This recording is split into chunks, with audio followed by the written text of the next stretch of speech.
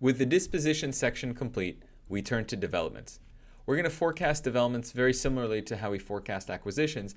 The primary difference being is that we are going to forecast that there's going to be some revenue and NOI generated from developments, whereas when it came to acquisitions, we actually just assumed the company wasn't going to make any acquisitions in line with management's guidance.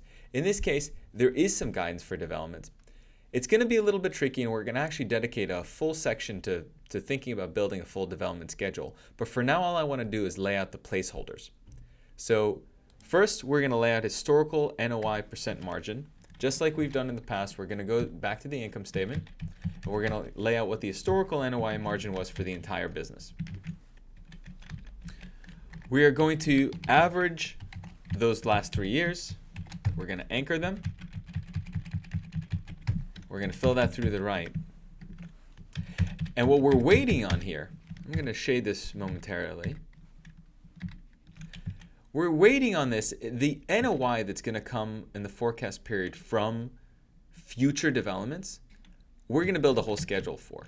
But the placeholder that we can make already is, given that we expect NOI margin to be this amount, we know the revenue, whatever this number is going to be, will simply be that number divided by that NOI margin.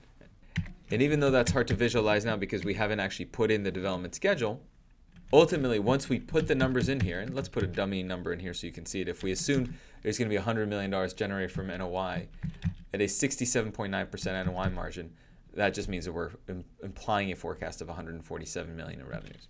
This is going to come in a subsequent section, so that's going to be a pretty complicated schedule that we'll do in a little bit. For now, we leave this as a placeholder.